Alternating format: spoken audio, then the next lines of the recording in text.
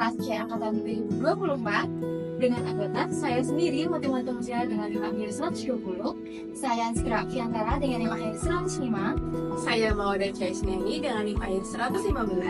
Saya Ayu Andini dengan nilai akhir 134. Di sini kami akan mengupas tuntas uji normalitas menggunakan aplikasi JASP. Simak videonya sampai akhir ya.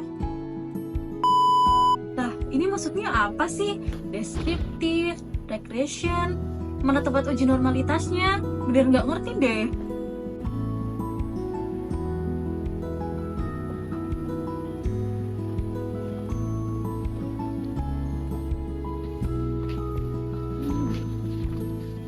Hai Mati. Hai Ayu. Kamu lagi ngapain? Ini aku lagi bingung banget. Gimana sih cara uji normalitas di JASP? Kamu belum nonton video yang aku buat? Video apaan? Itu loh, video tutorial JASP step by step dari mulai cara buka file sampai uji normalitas. Gimana mau lihat dong? Ntar ya, aku cari videonya. Nah, ini ada. Buat kalian yang bingung kayak Muti, jangan lupa nonton videonya di sini.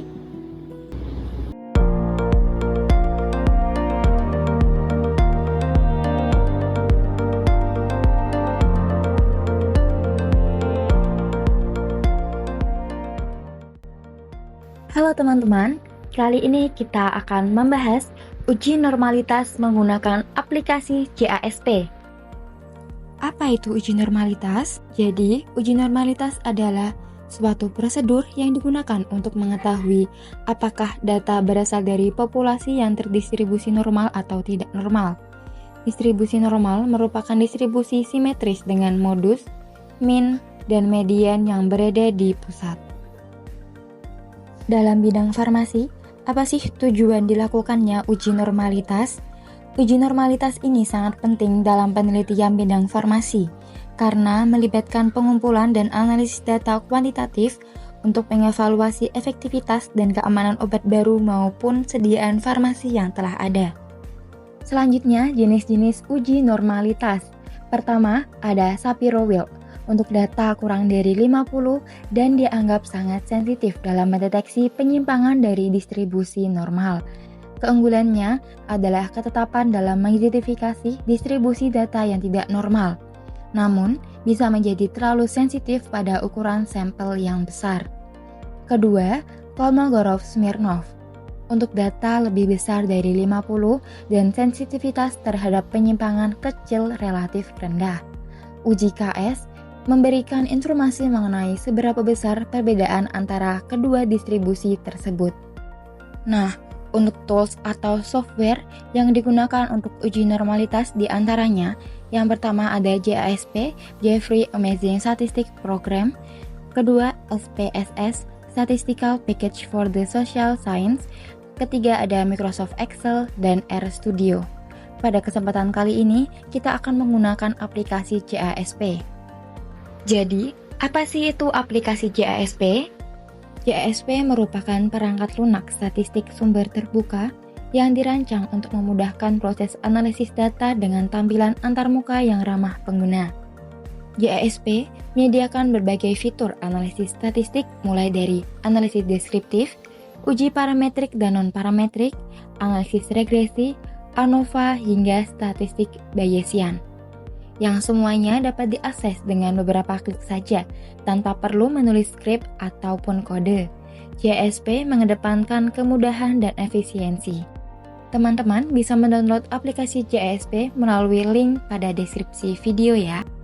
Nah, pada kesempatan kali ini kita akan melakukan uji normalitas pada absorpsi amoksisilin pada tikus Galdor Wistar.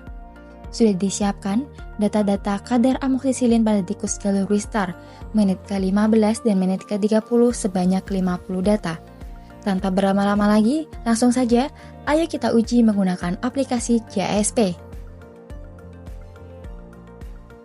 Berikut ini adalah langkah-langkah untuk melakukan uji Kolmogorov-Smirnov menggunakan aplikasi JASP. Yang pertama, download aplikasi JASP pada website JASP.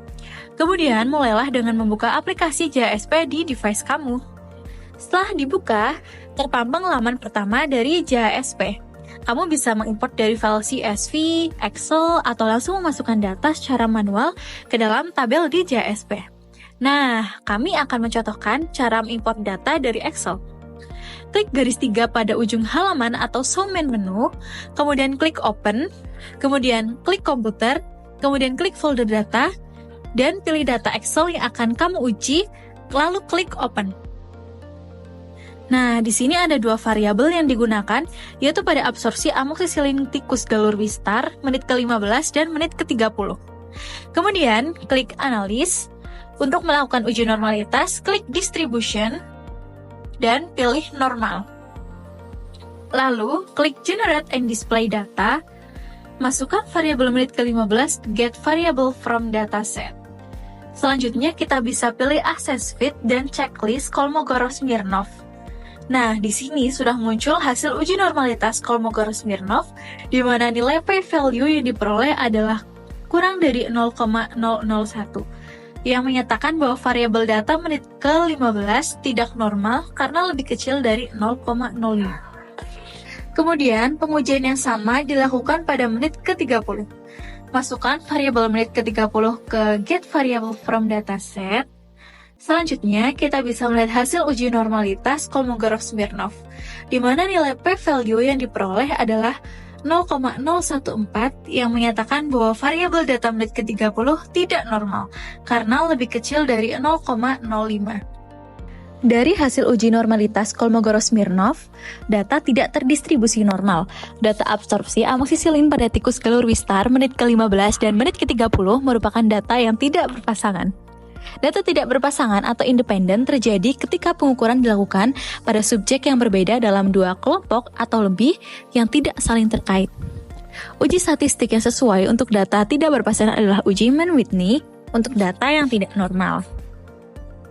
Nah, itu dia cara uji normalitas Kolmogorov-Smirnov menggunakan aplikasi JSP. Terima kasih sudah menonton. Sampai jumpa. Makasih ya Ayu, sekarang aku jadi ngerti cara uji normalitas di JSP. Gampang banget ya ternyata kalau dijelasin kayak di video tadi. Iya, sama-sama. Makanya, kamu jangan langsung stres dulu. Nonton dulu videonya, baru kerjain pelan-pelan, oke? Oke. Jadi gimana teman-teman? Udah paham kan setelah lihat video tutorial tadi? Intinya, uji normalitas itu penting banget buat tahu apakah data kamu cocok dianalisis sebagai uji normalitas atau enggak. Kalau data kamu nggak normal, jangan panik.